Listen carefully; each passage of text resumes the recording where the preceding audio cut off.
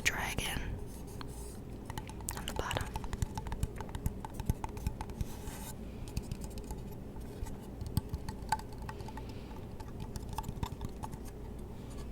And it even has, like, I don't know if you'll be able to see it, but it has like little lines for like pages of the book, which is cute. It's cute detail. He's holding the egg. This is the dragon's tail, I would assume. It's like pointy.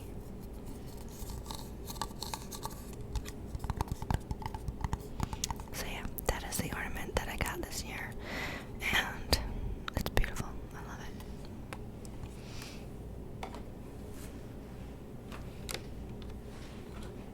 I love it, other than the fact that I'm sure J.K. Rowling gets a portion of those profits. So 2 thumbs down for that. It's very frustrating.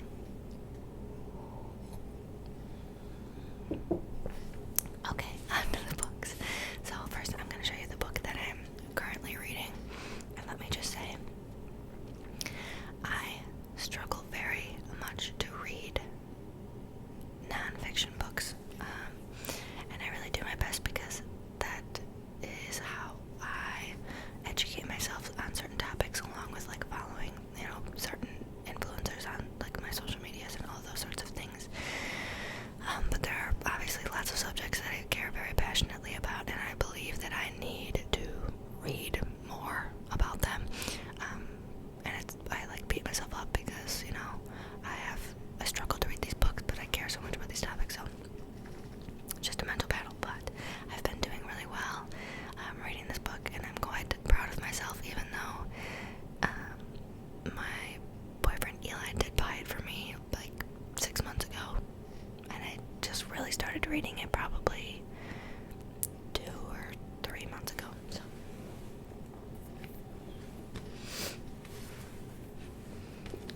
this is the book.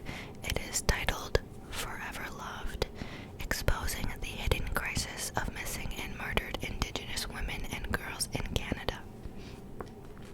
So I do live in the States, and MMIW, Missing and Murdered Indigenous Women, is a huge problem, isn't the right word, like epidemic almost in the States as well, but this book specifically covers like research and statistics in Canada. So it is written by this D, which I'm assuming it means Dr. D, Mime Lavelle, Harvard, and Jennifer Brandt, EDS.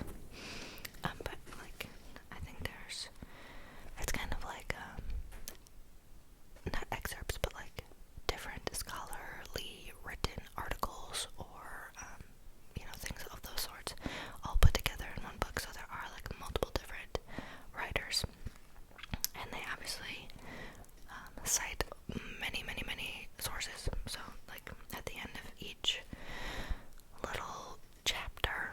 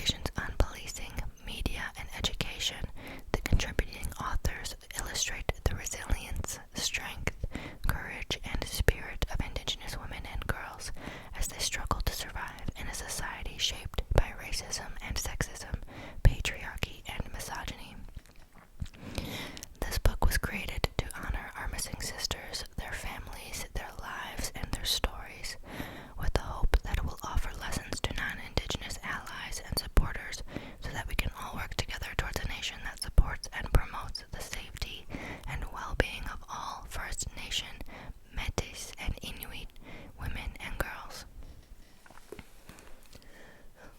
So, yeah, it's a very heavy material, obviously. Just some beyond disgusting things I have learned. And yeah, so I'm about halfway through it, and I am keeping work. I'm continuing to work every day, and well, not every day. I'm not perfect, obviously, but I do my best, and I will keep pushing on until I finish it. So yeah, that's what I'm currently reading. Next is a book that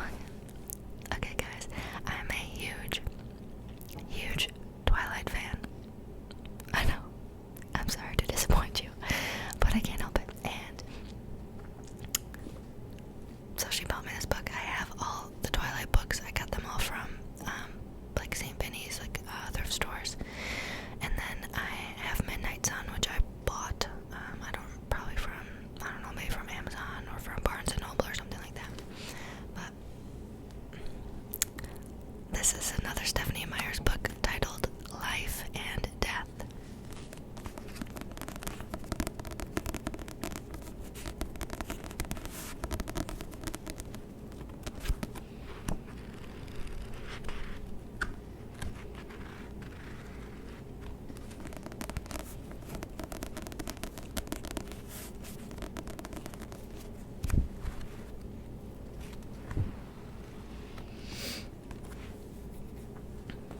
Okay, so what this book pretty much is it's the first Twilight book, but they have, or she switched, like the genders pretty much of Bella and Edward.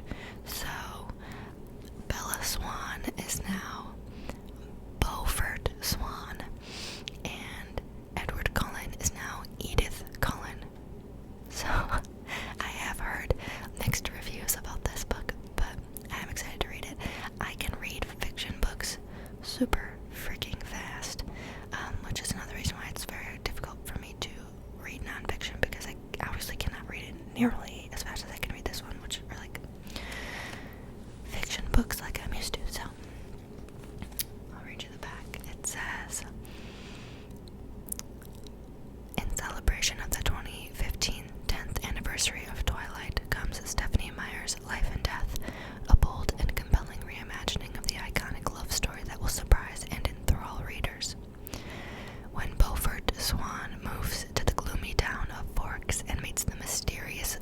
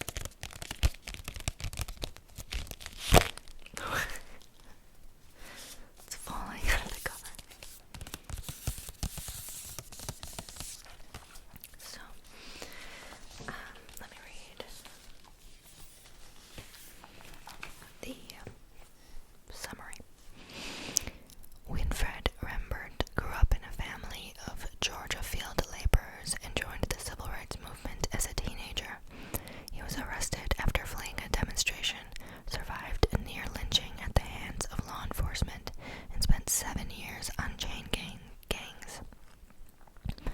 During that time, he met the undaunted Patsy, who would become his wife. Years later, at the age of 51, and with Patsy's encouragement, he started drawing and painting scenes from his youth, using leather tooling skills he learned in prison. Chasing Me to My Grave represents Rembrandt's breathtaking body of work alongside his story, as told to Tufts philosopher Aaron I. Kelly. Rembrandt calls forth vibrant scenes of black life on Cuthbert, Georgia's Hamilton Avenue, where he first glimpsed the possibility of a life outside the cotton field. As he pays tribute, exuberant and heartfelt, to Cuthbert's black community and the people, including Patsy, who helped him to find the courage to revisit a traumatic past. Rembrandt brings to life the promise and the danger of civil rights protest, the brutalities of incarceration, his search for his mother's love, and the epic bond he found with Patsy. Vivid, confrontational, revelatory, and complex, Chasing Me to My Grave is a searing memoir in prose and painted leather that celebrates black life and summons readers to confront painful and urgent realities at the heart of American history and society.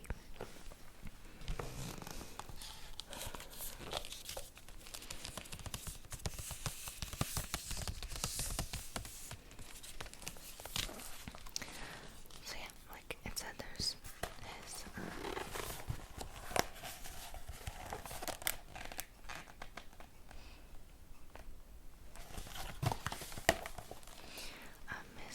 his artwork, and also his stories alongside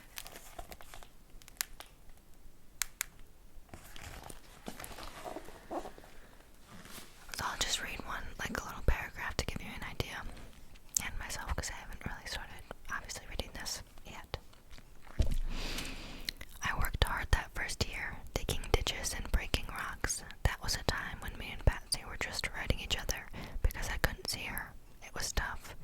Being at a place like Young Bloods and then getting shipped to a place like Morgan.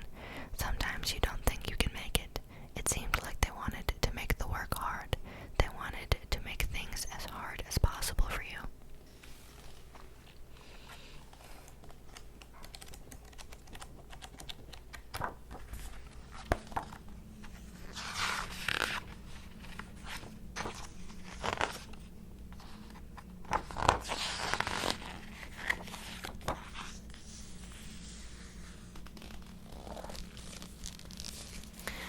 So this will be another, just obviously heartbreaking, horrible, but necessary book to read. Yeah, so I'm not sure what order I'll read these all in. Like after Firekeeper's Daughter, I'm not sure what I'll read after that, but I also have 20 million other